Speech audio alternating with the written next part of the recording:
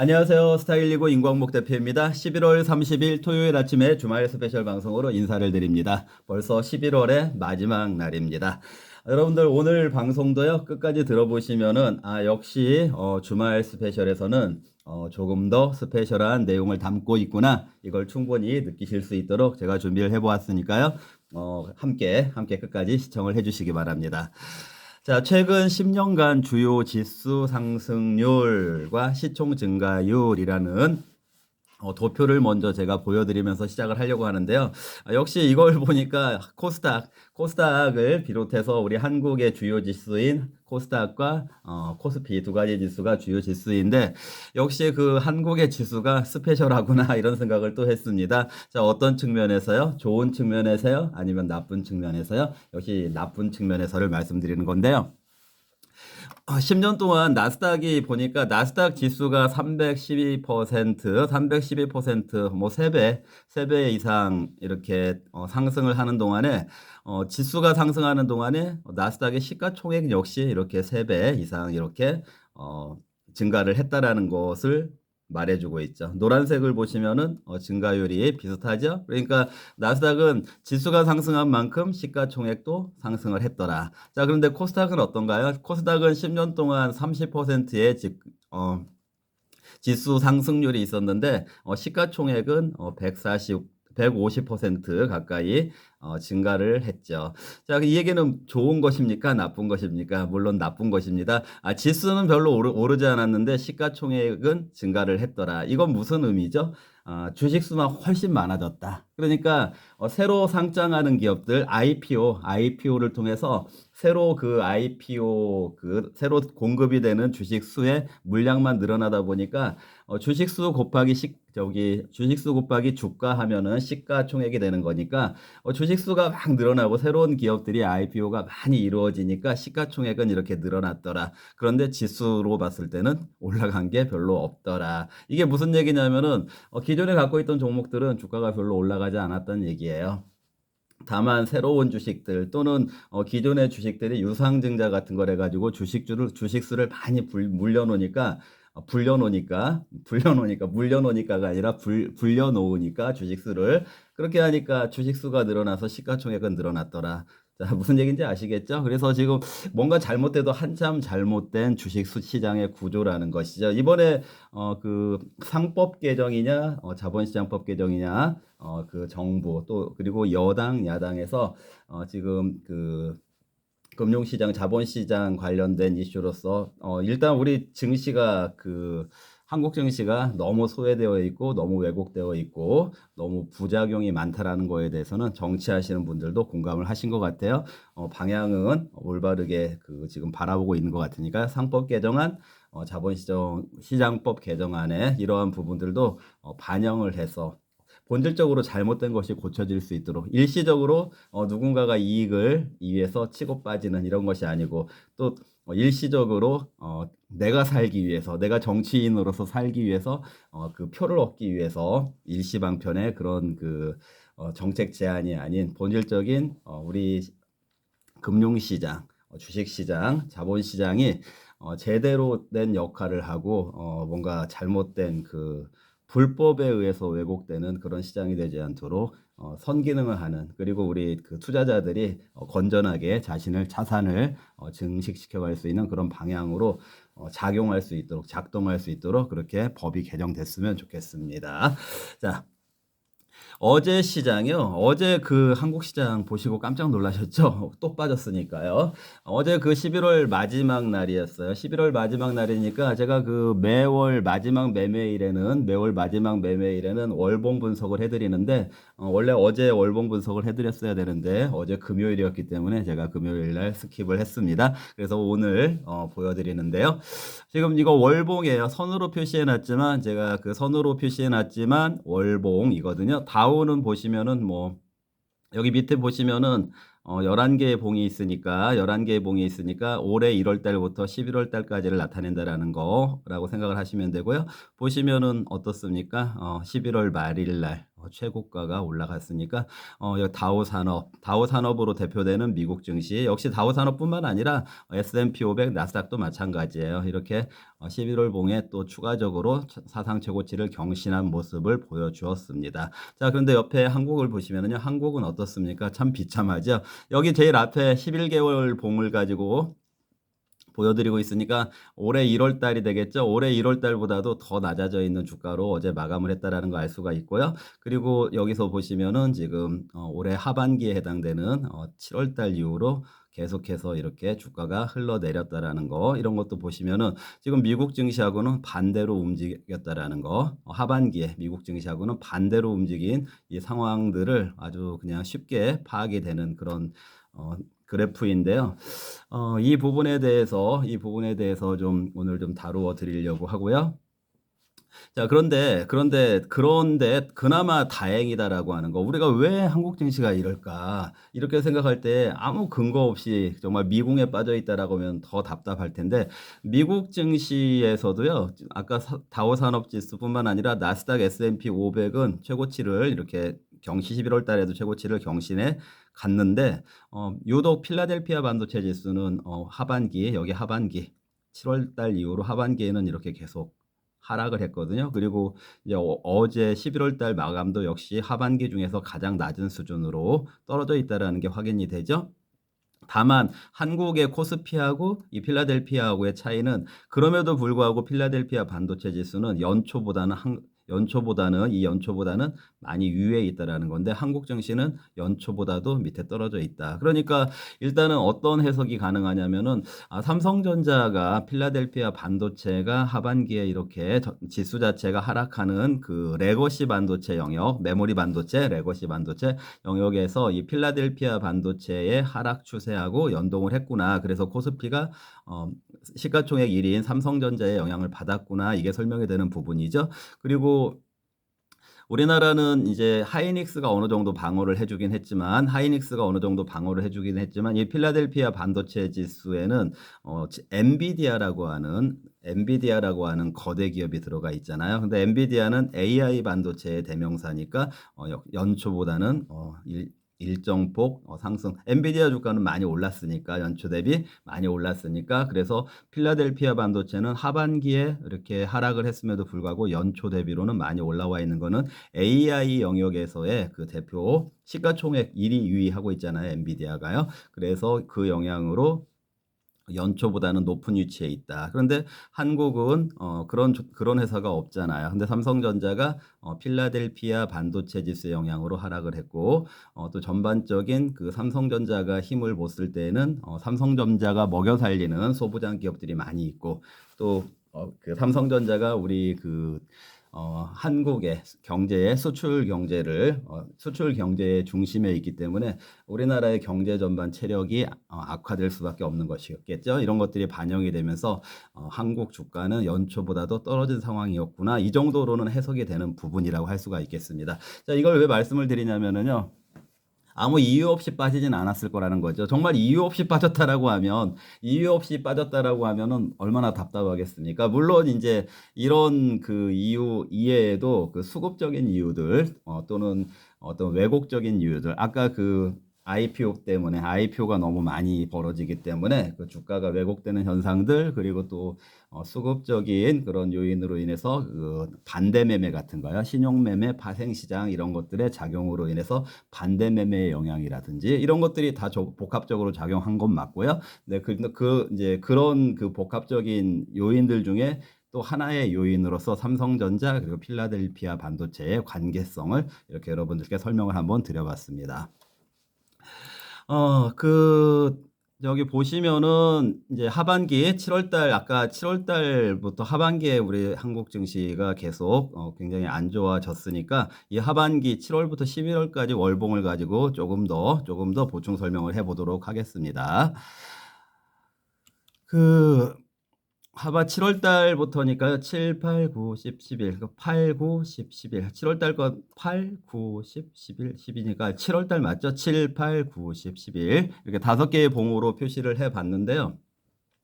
어떻게 보시면 여러분들 보시면은 지금 제가 검정색 선으로 이렇게 표시를 해 봤죠. 고점 자체가 5개월째 쭉 낮아졌다라는 거 알 수 있고, 자 사실 주식하는 입장에서요. 주식 관련된 일을 하는 입장에서 주식 관련된 일을 하는 입장에서 당장에 여러분들이 저희 유튜브 구독자 수만 하더라도 지금 벌써 하반기에 220명에서 계속 정체가 돼 있잖아요. 늘어나지 않고 있잖아요. 그러니까 주식시장 자체, 그리고 주식시장하고 관련된 이 업황에 있어서 이 그 8월 달 이후에 5개월은 정말 잃어버린 시간들이었다. 잃어버린 5개월이었구나. 이렇게 확인이 되는 부분.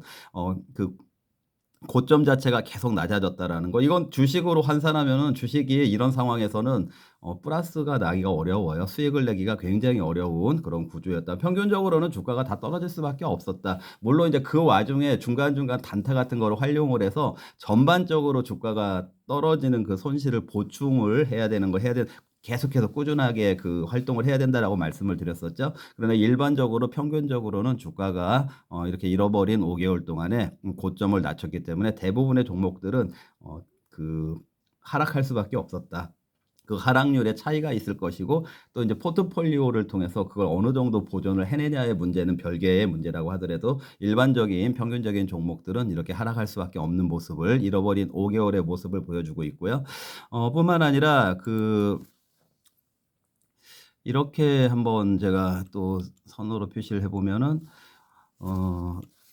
지금 종가를 한번 월 단위로 해서 종가가 여기였죠. 그 다음 달 종가 여기, 그 다음 여기 조금 올려야 되겠네요, 차트를. 이렇게 종가가 여기였는데 11월 달 종가 자체도 11월 달에 이렇게 더 낮아졌다라는 거 알 수 있겠죠. 그러니까 5개월 동안은 고점도 낮아졌지만 종가 자체도 낮아졌다. 역시 이제 어제 마감된 11월 달 증시 역시 참 비참한 모습을 보여줬구나를 그 설명을 해주는 월봉들이라고 할 수가 있고요. 자, 그러면 이제 제가 이제 여러분들께 조금 말씀을 드려야 될 부분이 어떤 부분이냐. 오늘 또 주제하고도 관련이 된 부분인데, 자, 제가 사실은 여기가 지금 8월달 급락장세였죠. 8월달 급락장세, 그때 뭐 엔캐리드 막 이런 얘기도 나왔었고, 반대매매, 확실하게 일어난 반대매매가 있었다고 했었었죠. 이때 이제 저는 여러분들께 이런 말씀을 드렸었어요. 8월달하고 9월달에 이렇게 모양을 보니까 이렇게 꼬리가 긴 꼬리가 2개월 연속 나타났고, 그리고 사실 이제 8월달하고 9월달만 놓고 본다고 하면은 8월달 꼬리보다는 9월달 꼬리가 한참 위에 있잖아요. 그래서 이 빨간색으로 표시한 빨간색으로 표시한 이 방향성을 가지고 그 10월달, 11월달은 장세가 좋아질 거다. 9월달, 10월달, 11월달 이 하반 연말 쪽으로 갈수록 장세가 좋아질 거다라고 저도 예상을 드렸었는데, 이 예상을 굉장히 무한하게 만들 정도로 이렇게 10월달, 11월달 장세는 굉장히 안 좋아졌다. 이렇게 확인이 되는 부분. 이렇게 이런 현상이 발생을 한 부분인데, 자, 그렇다라고 하면 이게 분석이 잘못된 건가? 이거에 대해서는 좀 다른 평가를 할 수가 있겠죠.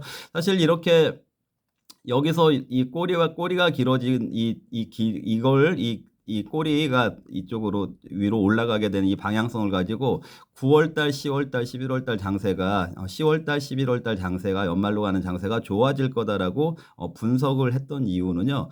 미국 증시 여러분들 아시지만 그렇게 됐잖아요. 그렇게 됐고 그렇게 봤던 근거는 가장 중요한 것이 미국의 피벗 9월 달에 금리 인하를 할 거냐 안 할 거냐 이거 가지고 굉장히 논란이 많았잖아요. 8월 달까지도요. 그러니까 여기서 이렇게 급락하고 8월 달에 급락하고 이런 일이 벌어졌잖아요. 그런데 그 당시에 제가 뭐라고 말씀드렸습니까? 미국 금리 피벗은 9월 달에 반드시 한다라고 말씀드렸고, 또 11월 달에 추가 금리 인하를 할 거다라고 말씀을 드렸었고, 그다음에 트럼프가 당선이 돼도 미국 주가는 올라갈 거다라고 말씀을 드렸기 때문에 이 빨간색 화살표의 방향성에 대한 분석은 저는 정확하게 했다라고 생각을 합니다. 다만 그것이 한국 증시하고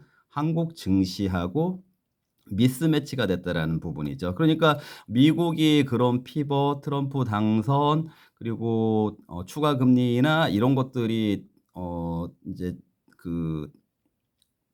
이런 그런 일련의 과정이 진행이 되면은 그 미국 증시의 상승에 연동을 해서 한국 증시도 상승을 할 거다라고 했는데 한국 증시는 이렇게 왜곡되는 현상이 있었어요. 그러면 한국 외에 다른 국가들도 그런 국가들이 많았다라고 하면은 좀 뭔가 구조적인 예를 들어서 뭐 신흥국이냐 선진국이냐 이런 차이 때문에 그렇게 됐나라고 볼 수가 있겠지만 사실 신흥국이냐 선진국이냐 뭐 어떤 지정학적 리스크가 있는 나라냐 없는 나라냐 이런 거 무관하게 우리 한국처럼 이렇게 하락한 나라는 없어요. 예를 들어서 러시아나 우크라이나 뭐 저기 중동 쪽이나 그 전쟁 당사국들도 한국처럼 주가가 빠지진 않았으니까 전 세계에서 이렇게 나온 거는 한국이 유일한 것이니까 이 부분은 글로벌 증시의 분석이 잘못됐다. 글로벌 증시에 대한 분석이 잘못됐다라고 평가를 하기보다는 한국이 왜 이랬을까에, 왜 이래야만 했을까에 좀 초점을 맞춰가지고 우리가 이해를 해야만 앞으로도 어떻게 한국 증시가 흘러갈 것인지를 예상을 할 수가 있고 또 한국 증시에서 우리가 어떻게 살아남을 것인지를 대응의 영역에서 고민을 할 수가 있는 부분이니까요. 그렇게 좀 한국 글로벌 증시의 방향성과 한국의 특수 상황하고 좀 분리해서 그 결과를 평가를 해보는 것이 좋을 것 같다라는 생각을 하고 있습니다. 자, 보시면은요, 미국 증시는 좀 전에도 말씀드렸다시피 피벗, 트럼프 당선, 추가 금리 인하 이렇게 해서 최고치 경신이라고 하는 이런 타임 시리즈를 가지고 진행이 됐어요. 이거는 월가에서는 계속 분분했지만 의견이 저는 이렇게 될 거다라고 피벗도 되고 추가 금리 인하도 되고 트럼프가 당선이 돼도 주가는 올라간다. 이렇게 계속 강조. 유튜브 계속 보신 분들은 제가 그렇게 말했다라는 거 다 알고 계시죠? 그건 이제 정확하게 적중이 된 부분. 그러면 이제 한국은 왜 이렇게 됐냐? 이거에 대해서 좀 생각을 해봐야 될 것 같습니다. 생각을 해보기 위해서요. 자, 한국의 상황을 좀 표시를 해봤는데요. 여기 제가 악재의 시리즈, 악재의 타임 시리즈. 그러니까 악재 위주로 해서 이 시리즈 타임 시리즈가 시간이 흘러갔다. 이 화살표가 이렇게 악재를 중심으로 해서 지나갔다. 우리 한국이 악재의 시간들이 흘러갔다. 아까 미국의 피벗이라든지 트럼프 당선이라든지 이런 시간이 흘러갔는데 이게 반영이 안 되고 한국은 한국만의 이런 악재의 타임 시리즈가 있었다. 이렇게 봐야만 이 한국 시장을 설명을 할 수가 있을 것 같아요. 자, 그러면은 어떤 악재들이 있었나? 이제 보면 가장 큰 어떤 기준이라고 해야 되나요? 어떤 이제 그걸로 기준 또는 어떤 항목으로 봤을 때 거시적인 측면하고 삼성전자라고 하는 두 축에서 이 악재 시리즈, 타임 시리즈가 진행이 됐다. 이렇게 볼 수가 있는 것 같습니다. 자, 그러면은요, 이게 이제 어떤 의미인지 제가 조금 더 자세하게 한번 설명을 드려보도록 하겠습니다. 자, 이렇게 표시를 해봤는데요. 보시면은 이제 거시적인 측면에서 일단 한국 GDP가 굉장히 악화가 됐죠. GDP가 악화가 됐고, 그러니까 계속 GDP를 연초 전망치에서 계속 낮춰갔죠. 하반기 이후에 뭐 2.3, 2.2, 2.1 뭐 이런 식으로 낮춰갔다라는 거. 그렇게 된 것이 결국에 GDP를 구성하고 있는 하나의 항목인 수출이 꺾이기 시작했다라는 거죠. 수출이 꺾였다라는 거. 우리 한국은 좀 내수는 지금 뭐 벌써 수년째 부진했으니까 이 내수를 살리기에는 좀 어려운 상황에서 수출이 계속 지탱을 해줬는데 수출이 하반기 들어가면서 하반기 들어서 수출이 꺾이면서 GDP 자체를 하향 조정하게 되는 그런 이제 거시적인 상황이 발생을 했다라는 큰 요인이 있고요. 그러다 보니까 이제 이 성장률뿐만 아니라 또 이제 거시 변수 자체에서 이런 이제 경제가 좀 수출의 악신호라든지 그리고 이제 수출의 악신호 이런 것들 그다음에 이제 그 피벗 이런 것들이 서로 작용하면서 또 미국이 피벗을 하는 그 사이에 그 상반기에 또 이제 일본 같은 경우에는 금리를 조금 마이너스 금리에서 플러스 금리로 올리는 이런 현상도 발생을 하면서 그 엔캐리드 청산이 나타났다라든지 한국의 환율이 1,400원, 1,400원대가 일반적인 환율로 어떻게 그 뉴 노멀로 받아들여지는 그런 이제 거시 상황의 변화들이 발생을 하니까 그게 다 이제 어쨌든 고환율, 그다음에 엔캐리드 청산 이런 것들은 한국에 있는 그 자금이 외부로 빠져나가는 그런 구조이기 때문에 한국의 주식을 청산하고 판다 이렇게 작용이 되거든요. 그러다 보니까 이제 한국 증시가 수급적으로 굉장히 요동을 치는 이런 상황들도 있었었고, 그리고 이제 기업의 우리 시총 상위이면서 우리 한국의 대표 기업이면서 글로벌에서도 가장 어, 그 한국의 어떤 그 대표성을 가지고 있는 삼성전자 자체에 큰 악재가 있었었죠.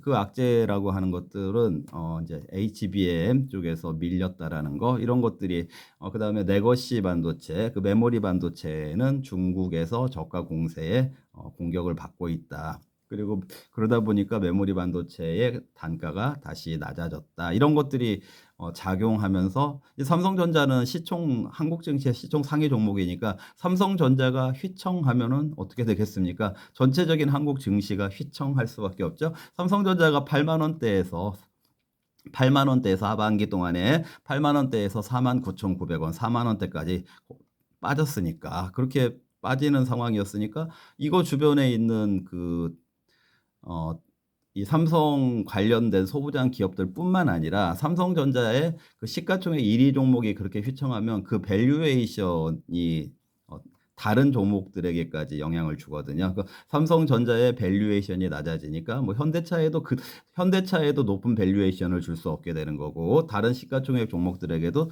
높은 밸류에이션을 줄 수 없게 되고 그럼 대형주들한테 높은 밸류에이션을 줄 수 없으니까 중형주들, 중소형주들까지 밸류에이션이 다운이 되는 거죠. 그러다 보면 전반적으로 다 주가가 20%씩, 30%씩 그렇게 하락하게 되는 그런 현상이 벌어지게 된 것입니다. 여러분들 무슨 말인지 이해가 되십니까? 자, 이렇게 됐는데요.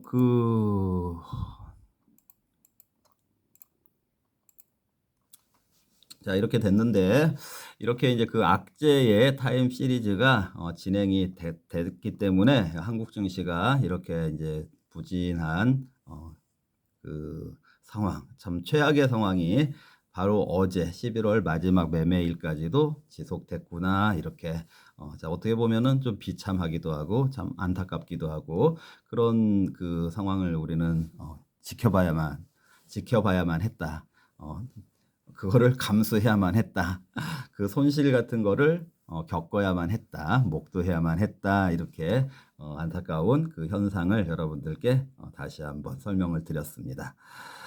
자, 그러나 우리가 뭐 이렇게 그 슬픈 현실에서 슬퍼만 하고 있으면은 뭐가 달라지겠습니까? 자, 저하고 우리 그 유튜브에 저희 스타기지고 유튜브에 그 댓글 가끔 달아주시는 분 중에 긍정의 힘이라는 분이 계시더라고요.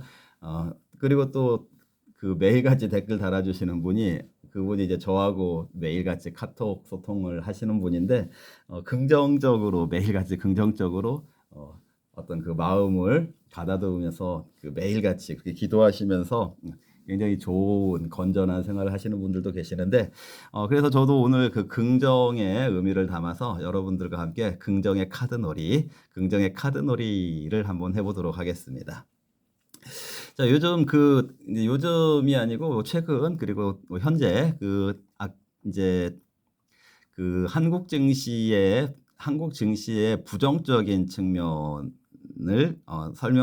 설명해 줄 수 있는 그런 키워드 4가지를 한번 제가 이렇게 표시를 해봤는데요. 우선 골드만삭스 얘기 한번 해볼게요. 근데 여기 긍정의 카드놀이니까요. 여러분들 끝까지 지켜보세요. 자, 그 골드만삭스가 최근에 이런 얘기를 했어요. 어떤 얘기를 했냐면은 그 한국이 제가 이제 호재로 본 한 이틀 전에 우리가 그 한국이 기습적인 추가 금리 인하를 했잖아요. 0.25%. 지난달에 0.25% 포인트, 이번 달에 0.25% 포인트니까 0.5% 포인트를 두 달 연속해서 금리 인하를 했고, 저는 그거 굉장히 긍정적인 신호로 본다고 말씀드렸었죠. 그저께 장마감 방송 한번 보세요. 그리고 그게 이제 우리 증시에 반영이 될 거다라고 보고 있다라고 말씀을 드렸는데, 거기에 어떻게 보면 그 유태자금의 대명사이며, 그다음에 그 전 세계적인 최대 IB 중에 하나인 그 골드만삭스에서 그 우리 금리 인하한 부분에 대해서 어떻게 보면은 찬물을 끼얹는 그런 말을 했어요. 한국이 그 금리 인하, 미국이 피벗했다고 해서 금리 인하 따라 하면은 내년에는 한국 원달러 환율이 1,450원까지 올라갈 수도 있다. 이렇게 골드만삭스가 경고를 했고, 그리고 골드만삭스가 며칠 이내에 한 2, 3일 됐을 거예요. 그동안에는 골드만삭스가 한국 주식에 매수 의견을 냈었어요. 한국 주식을 매수해야 된다라고 의견을 냈었는데, 갑자기 2, 3일 전에 그 의견을 바꿨어요. 중립 의견으로. 그러니까 한국 주식 매수 의견에서 중립 의견으로 하향을 한 거죠. 그러니까 사지 않겠다 그런 의견을 냈으니까, 지금 골드만삭스가 지금 한국 증시에 굉장히 부정적인 역할을 제시를 하고 있는 거죠. 참고로 반면에 골드만삭스는 최근에 이런 의견을 내기도 했어요. 중국 증시에 트럼프가 당선되니까 그 미중 갈등 이런 얘기, 이제 우려감이 있었었잖아요. 근데 골드만삭스에서는 중국 증시는 트럼프가 당선됐지만 하락하지 않을 거다라는 그런 의견을 냈어요. 모르겠어요. 그래서 골드만삭스가 그런 의견을 11월 초에 냈고, 중국 증시는 뭐 그런 대로 견조한 흐름을 보여주고 있는. 근데 제가 보기에는 중국 증시가 그보다는 한 3개월 정도 전에 그 대규모, 우리나라 돈으로 한 300조 정도 규모의 그 내수 부양책, 인프라 부양책을 냈잖아요. 근데 그거 내자마자 한 달, 두 달 지나니까 우리 한국으로 따지면 BSI 지수, 그 미국이나 중국으로 따지면 PMI 지수라고 한다겠죠. 그 PMI 지수가 50 위로 올라섰어요. 그게 50 넘어가면 경기가 좋아진다라는 거거든요. 그러니까 그 부양책이 나오니까 그 PMI 지수 자체가 올라갔기 때문에 중국 증시가 견조한 건데, 이 골드만삭스는 뭐 트럼프가 당선이 돼서 미중 갈등이 발생한다고 하더라도 중국 증시는 안 빠질 거다 이런 의견을 내긴 했습니다. 근데 그거는 이제 지켜봐야 될 부분인데, 이 골드만삭스는 이제 그런 반면에 한국에 좀 전에 말씀드렸던 것처럼 그 매수 의견에서 중립 의견으로 바꿨는데, 제가 이제 이 긍정의 카드놀이를 한번 여러분들과 한번 확인을 해보겠습니다. 카드의 뒷면을 한번 보겠습니다. 자, 골드만삭스 카드의 뒷면은 과거. 자, 이 과거는 과거라고 써 있는데요. 이거 무슨 얘기냐면은, 제가 지난번에도 한번 말씀을 드린 적이 있긴 있는데, 골드만삭스가 한 10여 년 전에 그 한국 부동산 폭락이 올 거다라고 얘기를 했어요. 그 상업용 부동산, 빌딩 같은 거 있죠. 폭락이 올 거다라고 얘기해 놓고, 사실상 폭락이 오지도 않았지만, 그리고 그때 나중에 보니까 그 한국의 그 부동산을 골드만삭스가 많이 싹쓸이를 했었어요. 그러니까 자기들이 그런 부정적인 의견을 내놓고 싹쓸이를 한 적도 있었던 그런 과거가 있다라는 거, 골드만삭스가요, 한국에서요. 그거 알아두시고, 또 좀 전에 말씀드렸죠. 골드만삭스가 한국 증시 매수 의견에서 중립 의견으로 바꿨다고 했잖아요. 자, 그러면은 매수 의견을 내었었잖아요. 그 과거에는. 그럼 한국 주가가 올랐습니까? 근데 매수 의견을 냈을 때 한국 주가가 떨어졌죠. 근데 지금 이제 중립 의견으로 바꿨어요. 그럼 중립 의견으로 바꿨으면은, 매수 의견 냈을 때 주가가 떨어졌으니까 중립 의견으로 바꿨으니까 거꾸로 주가가 올라갈 수도 있다라는 거죠. 자, 그래서 골드만삭스는 골드만삭스의 앞면을 그 이면에 있는 의미는 골드만삭스의 과거의 전력을 좀 보자. 그래서 골드만삭스의 그 전망과 반대로 움직였던 그 부동산 시장의 현상도 있었고요. 또 그 매수 의견일 때 주가가 올라가지 못했으니까 중립 의견으로 바꿨으니까 반대로 올라갈 수도 있는 거 아닌가. 저는 그렇게 긍정적으로 오히려 골드만삭스의 해석을 역해석을 해보자 이런 말씀을 드리는 것입니다.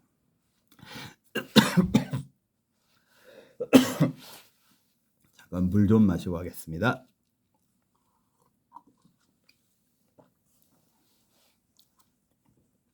자, 두 번째 카드는요, 성장률. 성장률 이제 지금 걱정되시죠? 이제 그 2%, 2%대 초반 올해 2.1%, 2.2%뭐 이렇게 이제 12월 말까지 되면 그렇게 된다고 하는데 내년에는 뭐 1.9%로 이렇게 하니까 1%대로 뭐 2%나 1.9%나 뭐 별 차이는 아니지만 어쨌든 1%대로 성장률이 떨어질 거다라는 전망들이 나오고 있어요. 정부에서도 그렇고 외국에서도 그렇고. 그러니까 성장률 자체가 떨어지니까 이제 주가가 더 그러니까 성장률하고 주가하고 관계성이 제가 크다라고 말씀드렸죠. 그런데 이제 그 성장률이 올해보다도 내년에 더 안 좋으니까 주가가 못 오르지 않겠냐 이런 우려감이 있을 수가 있는데요. 여러분들께 제가 긍정의 카드놀이니까 이 성장률 관련해서 이런 해석도 가능하다라는 거, 이런 측면도 봐야 된다라는 거 한번 말씀드리겠습니다. 뒤집었더니요, 유럽이 나왔어요. 유럽. 자, 유럽이라고 돼 있는데 왜 유럽이라고 표시를 해봤냐면요, 유럽의 경제 성장률 여러분들 얼마나 되는지 아세요? 독일 같은 경우에는 뭐 거의 0%예요. 지금 마이너스 0.1일 수도 있고 0%, 채 그 1% 아래에 있거든요. 프랑스도 1%가 못 넘어가요. 성장률 자체가 1%가 넘어가지 않아요. 그런데 유럽 증시 어땠습니까? 유럽 증시는 미국의 선진국 증시하고 연동을 하는 부분도 있었지만 그 금리 인하를 유럽이 미국보다도 먼저 시작했었잖아요. 먼저 시작했었고 그리고 2021년도 그 에서 2022년도로 넘어가고 그때 뭐 이제 우크라이나 전쟁이 있고 뭐 어쩌고 하면서 이제 주가가 많이 하락했다가 지금처럼 그 미국이 사상 최고치로 이렇게 터닝을 했던 그 지점에서 오히려 그 미국 증시보다 그 반등을 빨리 시작한 증시가 유럽 증시. 어떻게 보면 유럽 증시가 선진국 증시 쪽에서 먼저 상승을 해나가니까 미국 증시도 상승을 하기 시작했던 그런 측면도 있거든요. 그런데 말씀드리는 거 유럽은 실제적으로 성장률 우리 한국보다 훨씬 떨어집니다. 독일도 그렇고 프랑스도 그렇고요. 그렇기 때문에 무슨 말씀을 드리냐면은 증시에 있어서 성장률이 중요하긴 하지만 그러나 이게 그 성장률이 낮다고 해서 주가가 떨어지기만 하는 건 아니다. 무슨 얘기인지 아시겠죠? 그리고 유럽의 케이스에서 보듯이 성장률이 낮아도 주가가 최고치를 경신해 갔던 이런 어, 사례가 있고요. 그 현상이 있고요. 주식 시장에서의 현상이 있고 특히 이런 현상들은 이미 성장률로 인해서 주가에 다 반영이 된 그 지점에서, 그러니까 말하자면은 한국의 성장률이 뭐 내년에 1.9%가 된다, 이렇게 낮아진다, 이 부분은 사실 한국의 주가에 이미 다 반영이 된 부분이거든요. 그런 지점에서는 성장률이 떨어진다라고 해서 추가적으로 주가가 하락한다라기보다는 성장률이 낮아진 주가가 너무 과도하게 주가에 반영이 됐다라면 주가가 너무 낙폭이 과대했다라면은 오히려 역해석을 해서 주식을 매수할 타임으로 해석을 해도 무방하지 않을까 이렇게 생각이 되고, 이런 현상들이 유럽 증시에서 이미 있었다. 이걸 여러분들이 참고를 하시면 좋을 것 같습니다. 저희 스탁 119에서만 들을 수 있는 내용이라는 것도 참고를 하시면 좋을 것 같고요. 자, 삼성전자 우려가 있죠. 그 이번에 그 뭐 다들 그 CEO들 막 교체하고 이런 이제 과정들도 있고, 삼성전자가 이제 어떻게 어, 그 우려감들이 어쨌든 지금 삼성전자에 대한 우려감, 그 어떤 리더십이라든지 이런 것들에 대한 우려감도 있는데 저는 그 삼성전자 악재도 거의 다 반영이 됐다라고, 그 주가에 반영이 됐다라고 보고 있고, 또 얼마 전에 그 자사주 10조 원 자사주 발표했고, 그 자사주 발표 이후에 주가가 한 20% 정도 반등했죠. 5만 9천 원까지 반등을 했고, 그리고 나서 지금 이제 5만 4천 원, 5만 한 20% 정도 반등했다가 한 10% 정도 토해낸 상황이죠. 그러니까 지금 이제 다시 또 뭐 5만 원 이하로 떨어지냐, 어제 주가 하락하고 이러니까 이런 우려가 있는 상황인데, 자, 긍정의 카드놀이 이거 한번 이 삼성전자에는 어떤 그 뒤에는 이런 카드의 뒷면에는 이런 말이 써져 있습니다. 반도체는 쌀이다. 여러분들 반도체 커패서티라고도 하고요. 반도체는 산업의 쌀이란 얘기 있잖아요. 그럼 지금 이 쌀은 한국 사람들의 주식이지만 전 세계의 주식 전 세계의 그 반도체는 그 전 세계의 전 세계 산업의 그 주식과 같은 여기서 말하는 주식은 주식 투자할 때 주식이 아니라 그 식사 말하는 거예요. 밀, 쌀, 밀 이런 거 얘기하는 거예요. 그 쌀과 같은 역할을 하고 있는 거죠. 전 세계에. 물론 쌀보다 밀을 먹는 나라들도 있지만 반도체는 그런 역할을 하고 있어요. 지금요. 반도체 없는 세상을 여러분들 상상할 수가 있습니까? 반도체가 안 들어가는 게 뭐가 있어요? 어디에 반도체를 사용하지 않는 비단 AI가 아니라고 하더라도 반도체가 그 반도체 삼성전자에서 반도체 생산 안 하면은요 자동차도 못 만들어요. 그래서 지난번에 몇 년 전에 그 차량용 반도체가 공급이 안 되니까 차량 계약을 해도 뭐 1년 기다리고 막 이런 일이 벌어졌잖아요. 그게 안 돌아가요. 그럼 만약에 삼성전자 다들 지금 삼성전자 우려하는데 삼성전자 그러면 삼성전자가 메모리 반도체 생산 안 하고 그다음에 삼성전자가 그 파운드리 생산 안 하고 이런다고 하면은 누가 손해겠어요? 미국 기업들도 손해고요. 전 세계의 산업이 다 손해가 됩니다. 그래서 이 반도체 삼성전자에서 하고 있는 그 사업들은 지금 전 세계 산업에 그 쌀의 역할을 하고 있는 거니까 우려감이 있는 것도 사실이지만 주가가 너무 과도하게 빠졌다. 쌀 안 먹고 살 수 없는 것처럼 쌀 안 먹고 살 수 없는 것처럼 자, 오히려 쌀이 없으면은 뭐 빵이 없으면 케이크를 먹으면 되지 쿠키를 먹으면 되지라고 했나요? 마리아 앙뚜아네트 그분이 왕비가 그런 얘기를 한 적이 있지만 쌀이나 밀이 없으면 뭐 계속 보리만 먹고 살 수 있나요? 그렇게 살 수 있을지 모르지만 반도체를 대신할 수 있는 건 없죠. 반도체를 대신할 수 있는 대체제는 없잖아요. 맞죠? 그래서 그 삼성전자 세계 제1위의 그 메모리 그리고 1, 2위 하는 파운드리 삼성전자가 빠진다라고 하면은 전 세계의 경제는 더 나빠진다. 그렇기 때문에 삼성전자를 그렇게 함부로 홀대해서는 안 된다. 그리고 외국인들이 지금 삼성전자 주식을 계속 팔고 있는 거가 그 수급적으로 지금 언제 끝날지 이게 문제이긴 한데 그 삼성전자 자체에 대한 어떤 그 펀더멘탈에 대해서 부정적으로 볼 이유는 없을 것 같다라는 것이 저의 생각입니다. 그거보다는 삼성전자가 없어진다라고 하면은 쌀이 없어진다라고 생각하는 위기감을 가지고 삼성전자를 좀 지켜보고 삼성전자를 응원을 해야 되지 않을까 이렇게 생각을 하고요.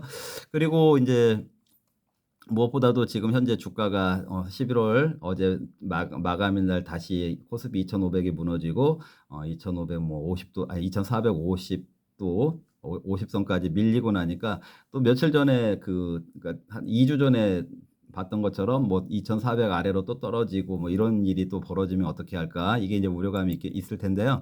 이것도 그 긍정의 카드 놀이 한번 보겠습니다. 수익률이라고 써져 있네요. 이건 무슨 말일까요? 주가가 많이 떨어졌으니까 이런 시각을 가져보세요. 주가가 떨어진 건 이미 벌어진 현상. 무슨 얘기인지 아시겠죠? 주가가 떨어진 건 이미 벌어진 현상. 자, 그러면 주가가 떨어졌으니까 이미 벌어진 현상인데, 그냥 주가가 떨어졌기 때문에 지금 주식 사면 조금만 올라도 주식 수익률이 높아지는 거예요. 미래를 보면요. 그리고 지금 주가가 떨어졌기 때문에 배당 성향 좋은 주식들 지금 사두면은요. 배당 수익률이 올라가는 거예요. 왜냐하면 주가가 낮은 가격으로 주식을 살 수 있는데 배당은 전년도 수준의 배당을 줄 거거든요. 그리고 배당은 지금 산다고 하면 11월 27일까지만 보유하고 있으면 배당 받을 수 있으니까 배당 수익률이 상당히 만만치 않게 큰 수익률이거든요. 그래서 그 주가가 낮아지는 것 때문에 배당 수익률도 높아지고 또 매매 수익률도 높아질 수 있는 미래지향적인 그런 방향성이 있으니까 펀더멘탈을 믿고 지금은 주식을 적극적으로 매수를 해야 될 때가 아닐까라고 저는 이 긍정의 관점에서 여러분들께 지금 현재 봉착되어 있는 시장의 부정적인 측면을 거꾸로 또는 거꾸로 해석을 해볼 수도 있고 또 어떻게 보면은 과거 지향적인 관점이 아니라 미래 지향적인 관점에서 이미 벌어진 것을 또 그 벌어진 것은 기정사실로 해놓고 나서 이 벌어진 상황에서 미래를 바라보는 그런 관점을 가지고 한번 평가를 해볼 필요가 있지 않나 이렇게 생각을 해서요. 오늘 그 긍정의 카드놀이를 가지고 시장을 좀 설명을 한번 해드려 봤습니다. 네, 마지막으로요. 그 차트 보시면서 한번 마감을 하겠습니다.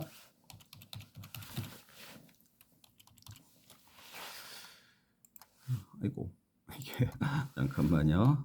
아이고, 아니구나. 방송을 오래 하다 보니까 이게 잠겼네요. 비밀번호가요. 이거 뭐지?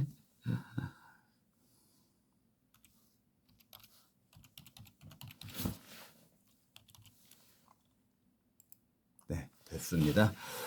지금 이 차트 좀 보여드리려고 지금 잠긴 화면을 풀었는데요. 보시면은 이거 코스피 차트고, 자, 지난주에 지지난주,